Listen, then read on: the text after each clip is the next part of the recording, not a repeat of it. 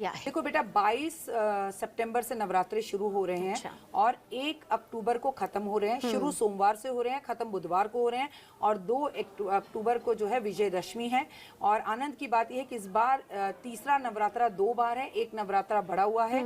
जब भी नवरात्रा बड़ा हुआ होता है, इस बार 9 नहीं 10 नवरात्रे 10 हैं, नवरात्रे। तो बहुत गुड न्यूज होती है। तो यानी कि एक अच्छा संकेत यहाँ पर मिल रहा है। माता रानी इस बार किस पर सवार होकर आ रही है? अच्छा, पहले मुझे बिल्कुल नहीं मालूम था, लेकिन फिर पता चला कि हर नवरात्रि में माता रानी का जो वाहन है वो अलग होता है। तो इस बार माता रानी का वाहन कौन सा है, किस पर सवार होकर आ रही है और वो क्या संकेत दे रहा है? देखिए, माता रानी का जो वाहन है हम डिसाइड करते हैं दिन से। इस बार माता रानी सोमवार को आ रही हैं, तो जब भी माँ सोमवार को आती हैं, अब आए आज से 50 साल बाद आए, उस दिन सोमवार होगा, तो माँ हमेशा हाथी पर आती हैं। और हाथी पर जब माँ आती हैं तो वो धन का प्रतीक होता है, क्योंकि गज लक्ष्मी कहा जाता है, लक्ष्मी के रूप में आ रही हैं।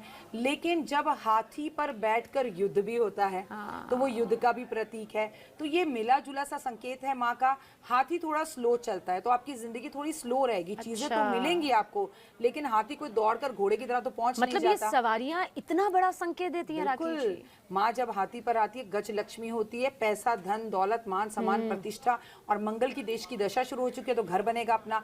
लेकिन आपको ये भी समझना होगा कि क्रोध पर काबू करना होगा, वरना गुस्से में आपके रिश्ते भी खराब होंगे। और कलश स्थापना का शुभ मुहूर्त कौन कौन सा है? क्योंकि कहते हैं कि कलश स्थापना अगर की जाती है तो उस कलश में आपके सारे संकट जो हैं वो एकत्रित माता रानी कर लेती हैं और फिर आपके जीवन में खुशियां आती हैं।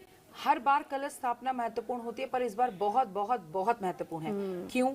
क्योंकि ये साल मंगल का है। और मंगल का सीधा कारक मिट्टी से है, और मिट्टी का कलश स्थापित करते हैं हम अपने घर में। तो भाई, अगर आप अपने घर में कलश स्थापित नहीं भी करते तो इस बार आपको करना है। आपको पता है नवरात्रे पड़े हैं, सभी ना इस नवरात्रों में डांडिया होता है, इसी नवरात्रों में रामलीला होती है।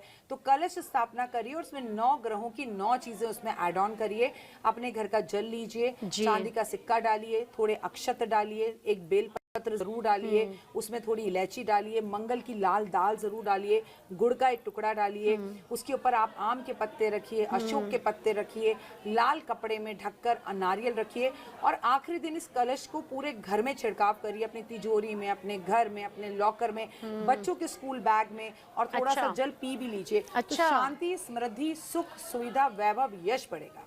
और कलश स्थापना का शुभ मुहूर्त राखी जी क्या हो सकता है? मतलब कौन सा ऐसा मुहूर्त आप बताना चाहेंगी जिसमें अगर कलश स्थापना की जाती है तो ये सबसे ज्यादा शुभ रहेगा? पहले तो मैं आपको बता दूं कि नवरात्रि जब शुरू होती है तो नवरात्रि और रात्रि पूरे ही दिन आपको पूजा करनी चाहिए। लेकिन लोग मुझसे ये बोलते हैं हम पहले दिन कलश स्थापित करना भूल गए, क्या दूसरे दिन कर लें? तो सभी ना, पहले तो ऐसा नहीं हो सकता। और कलश स्थापना पहले ही दिन होगी, 22 तारीख को ही होगी, सोमवार ही होगी। सबसे अच्छा मुहूर्त है ब्रह्म मुहूर्त, सुबह उठकर आप ये करें। दूसरा है सुबह, मतलब सुबह 4:30 बजे से 5:30 के बीच में। दूसरा है आप 7 बजे से लेकर 9 बजे के बीच में करें। और अगर आपको लगता है कि अरे ये तो टाइम हमारे को सूट ही नहीं करता, तो जब आपका पूरा परिवार साथ में हो, शांति हो घर में, लड़ाई झगड़ा ना रहो, पॉजिटिव होकर, जब नवरात्रे आ गए, हर पल हर वक्त ही शुभ है। आप परिवार के साथ इकट्ठा होकर कलश स्थापित करें। मतलब क्या कलश स्थापना शाम के वक्त भी की जा सकती है, दोपहर के वक्त भी की जा सकती है? क्या उस दौरान बस राहु काल को अवॉइड करना चाहिए, नजरअंदाज करना चाहिए? राहु, जादू, टोना, तंत्र, कंठ, ये सब माँ के खेल खिलौने हैं। कोई राहु काम नहीं करता जब माता रानी आती है। लेकिन हाँ, आपका क्वेश्चन बहुत अच्छा है। जब भी कलश स्थापना करो सबीना, कोशिश करो 12 बजे से पहले करो। अच्छा। क्योंकि 12 बजे के बाद दूसरा पहर लग जाता है, वो ज्यादा लेट हो जाता है। तो 12 बजे से पहले कर लिया। अब 4 बजे से 12 बजे, सुबह 4 बजे से 12 बजे तक बहुत टाइम है। और पहले ही दिन आपको समय लगता है सबीना, क्योंकि हम जौ बीजते हैं, कलश स्थापना करते हैं, तो माँ को स्थापित करते हैं, तो एक टाइम लगता है। अच्छा, एक बात और देखनी पड़ेगी, इससे एक रात पहले जो अमावस है उसमें सूर्य ग्रहण है। भले ही वो भारत में नहीं है, लेकिन जब आप सुबह उठ के मंदिर में जाएं तो पहले माँ के सभी सामानों में, सामग्री पर गंगा जल जरूर छिड़क दें। क्योंकि एक रात पहले ग्रहण लग चुका है। ठीक है। कलश में आपने हालांकि बताया, लेकिन जब कलश स्थापना करें तो वो कौन कौन से चीजें हैं जो कलश में डालनी ही चाहिए जिससे मतलब वो और पवित्र? हाँ जी, सुख समृद्धि। देखिए, अगर आपके पास बहुत चीजें ना भी हो तो वहम ना करें। जल तो चाहिए, गंगा जल होना चाहिए। ठीक है, अक्षत जरूर होने चाहिए। आपके जो हम करेंसी यूज करते हैं, 1-2 रुपए के सिक्के, वो जरूर होने चाहिए। वो कितने होने चाहिए राखी जी? कई बार मैं लोगों को देखती हूँ वो 5 1-1 रुपए का डालते हैं, कई बार 7 अलग अलग। आप 9 रुपए के सिक्के, 1-1 रुपए के 9 सिक्के डालो। 1-1 रुपए के 9 ठीक है। अगर आपके पास नहीं है तो तांबे का पहले जमाने में छेद वाला सिक्का आता था, वो डालो, वो डालिए। चांदी का सिक्का है तो भरपूर उत्तम है। चावल अर्पण जरूर करें आप उसके अंदर।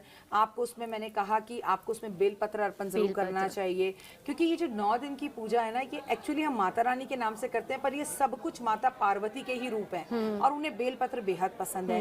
तो आप उसमें चावल डालें, अक्षत डालें, आप उसमें सुपारी डालें, आप उसके अंदर थोड़ी सी रोली डालें, आप उसके अंदर थोड़ा इत्र डालें और आप उसके अंदर जो है सिक्का डालें। आप 9 सिक्के डालें, चांदी का सिक्का डालें, जो आपके पास है, लेकिन चावल और सुपारी अनिवार्य है। ये जरूर डालनी चाहिए यहाँ पर।